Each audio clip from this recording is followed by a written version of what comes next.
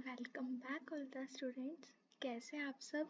Hope अच्छे होंगे और अच्छे से स्टडी भी कर रहे हैं। तो जैसा कि आप सब जानते हैं कि हमने chapter first, second and third complete कर लिया है बहुत अच्छे से, और इन सब के नोट्स आपको मेरे टेलीग्राम चैनल पर मिल जाएंगे। तो अब चलिए स्टार्ट करता है चैप्टर 4, दैट इज़ प्लानिंग। यहाँ से ना हमारे फंक्शन स्टार्ट हो रहे हैं। हमने चैप्टर फर्स्ट में पढ़ा था ना कि इसके फंक्शंस है मैनेजमेंट के 5, जिसको हम अलग अलग चैप्टर में पढ़ेंगे। तो यहाँ से ये फर्स्ट फंक्शन है प्लानिंग। तो अब यहाँ से हम स्टार्ट कर रहे हैं। फर्स्ट फंक्शन होता है मैनेजमेंट का planning, organising, staffing, directing and controlling. हम एक एक करके इन सबको पढ़ेंगे। तो आज स्टार्ट करते हैं चैप्टर 4 प्लानिंग। देखो, जो प्लान करते हैं ना हम, वो फ्यूचर के लिए करते हैं। पास्ट की अपनी सिचुएशन देखते हैं, प्रेजेंट में हम प्लान को बनाते हैं, इन फ्यूचर में करते हैं।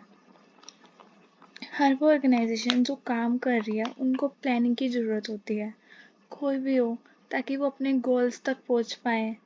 पहले वो डिसाइड करते हैं, फिर वो गोल डिसाइड करते हैं, देन वो उसको वहाँ तक पहुंचने के लिए एक प्लान बनाते हैं। तो उसको हम कहते हैं प्लानिंग। ठीक है। Planning is thinking in advance. Advance में सोचते हैं what is to be done, when is to be done, how is to be done and by whom is to be done. देखो, पहले हमारी सिचुएशन है ना ये होती है, ठीक है। पहले हमारी सिचुएशन है ना ये है, बट जैसे हमने प्लानिंग करी ना, हमने प्लानिंग करी, उससे हमारी सिचुएशन ये हो गई।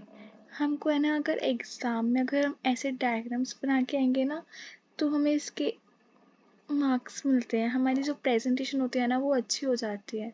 तो होप आप लोग भी बना के आना। तो इसके बाद हमारा ये था मीनिंग हो गया। यहाँ पर इसके डिफरेंट ऑथर्स की है, जो भी आपको अच्छी लगे, इजी लगे, वो आप यहाँ से कर सकते हो। तो अब करते हैं फीचर्स। प्लानिंग के क्या क्या फीचर्स हैं, करेक्टरिस्टिक्स हैं। प्लानिंग कंट्रीब्यूट करते हैं टू ऑब्जेक्टिव।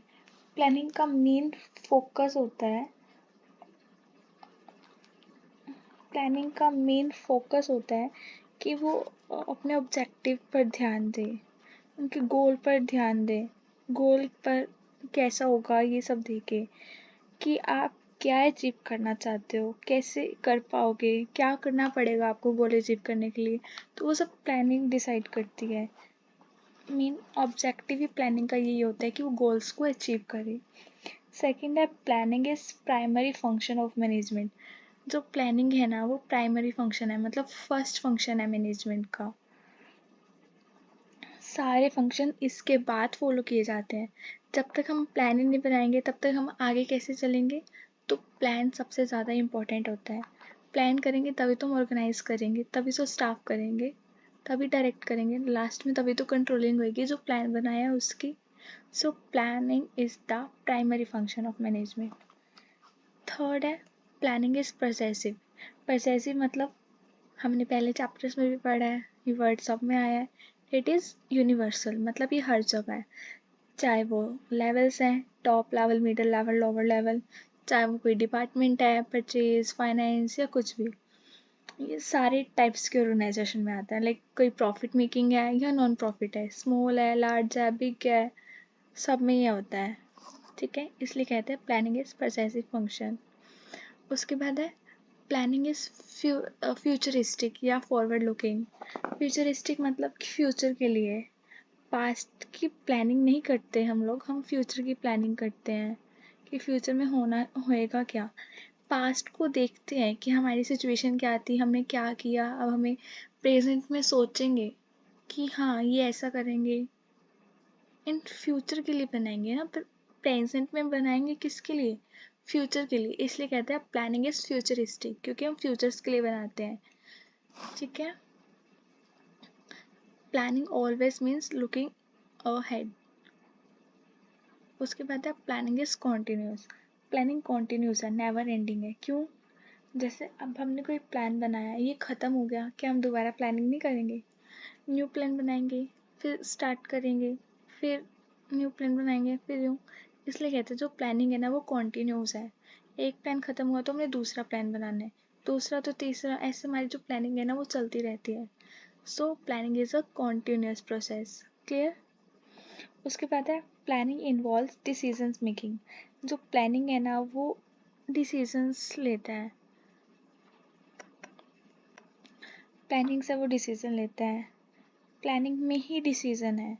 लाइक कि आप कहीं शॉपिंग के लिए गए हो, तो आपको वहाँ पर है ना 2 ड्रेसेस पसंद आई है, तो आपको सोचना है ना कि कौन सी अच्छी है।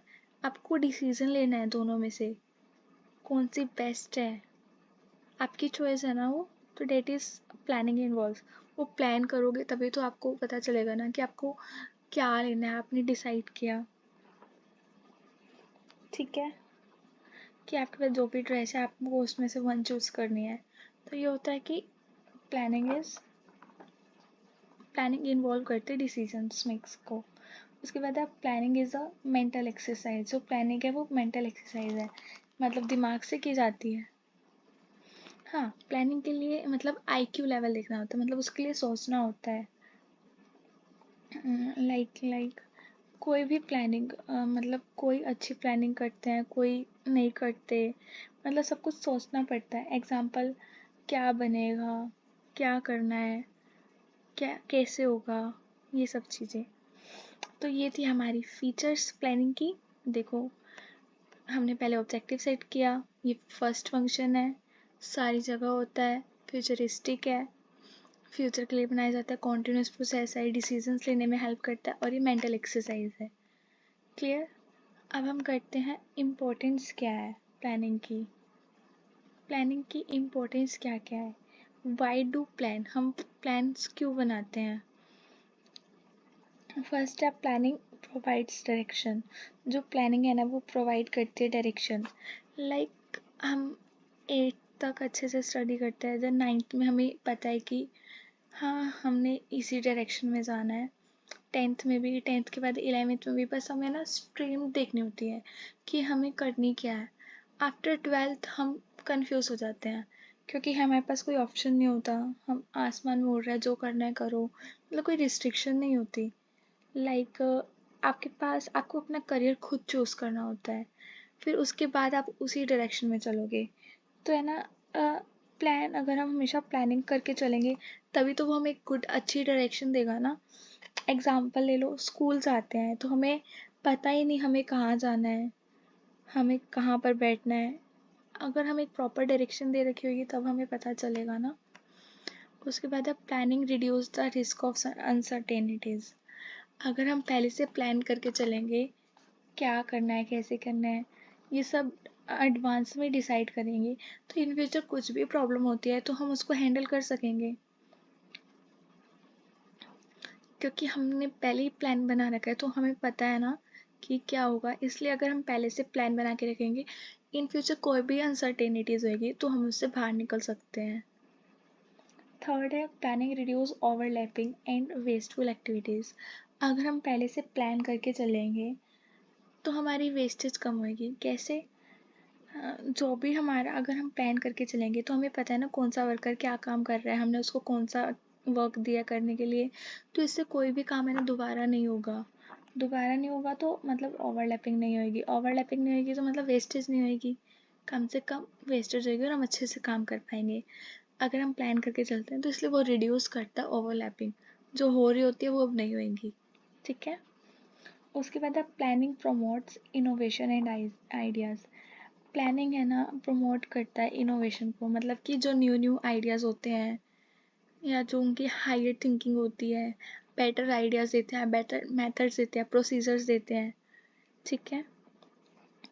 ओवरऑल है ना, मतलब कि डिफरेंट डिफरेंट सोचते हैं, न्यू न्यू आइडियाज़ मिलते हैं, मतलब वो प्लानिंग ही प्रमोट्स करता है डिफरेंट आइडियाज़ को।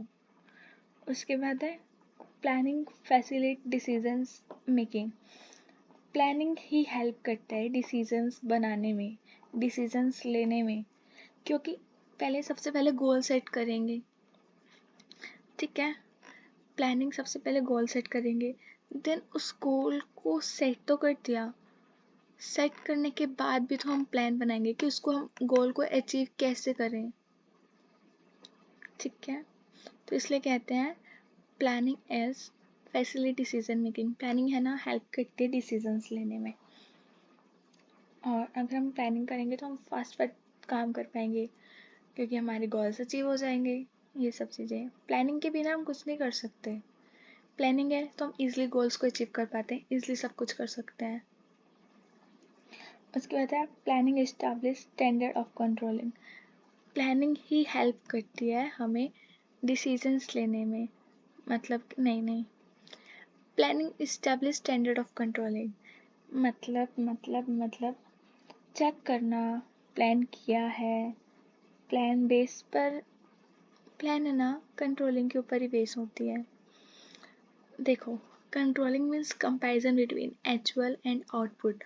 हमने जो काम किया और जो हमने सोचा, ये कंट्रोलिंग देखती है कि जैसा हमने सोचा था वैसा हमने किया, उस अकॉर्डिंग सब कुछ आए या नहीं आए। तो वो सब है ना, कंट्रोल करेंगे वैसे, तभी तो पता चलेगा ना। तो कंट्रोलिंग ही चेक करती है कि हम जो प्लान किया वो अच्छा था, सही किया, प्लान के अकॉर्डिंग किया, नहीं किया। ये सब हमारे कंट्रोलिंग देखती है। तो इसलिए कहते हैं प्लानिंग इस्टेब्लिश करता है स्टैंडर्ड ऑफ कंट्रोलिंग को। तो यहाँ तक हमने पढ़ा प्लानिंग का मीनिंग, इसकी फीचर्स, इसकी इम्पोर्टेंस। तो नेक्स्ट वीडियो में हम इसकी लिमिटेशंस एंड प्लानिंग की प्रोसेस करेंगे। देन लास्ट पार्ट तो हम इस चैप्टर 4 को 3 पार्ट्स में कंप्लीट कर देंगे। ये फर्स्ट पार्ट, इसके बाद 2 और वीडियोस आएंगे, उसके अंदर आपका चैप्टर कंप्लीट हो जाएगा। होप जितना समझाया आप लोगों को क्लियर होगा। अगर कुछ डाउट्स हैं या सजेशन चाहिए तो नीचे कमेंट्स में बताइए। टेलीग्राम चैनल का लिंक भी आपको नीचे डिस्क्रिप्शन में मिल जाएगा। कुछ डाउट सजेशंस कुछ भी देना हो कमेंट सेक्शन में, नोट्स सब कुछ आपको मेरे टेलीग्राम चैनल पे मिल जाएगा। तो सबसे पहले जाके ज्वाइन करिए अगर आपको नोट्स चाहिए, एंड वहाँ पर मैं आपके डाउट्स भी क्लियर करती हूँ। तो अगर ज्वाइन करना है तो कर सकते हैं। Bye bye, take care, thanks for watching.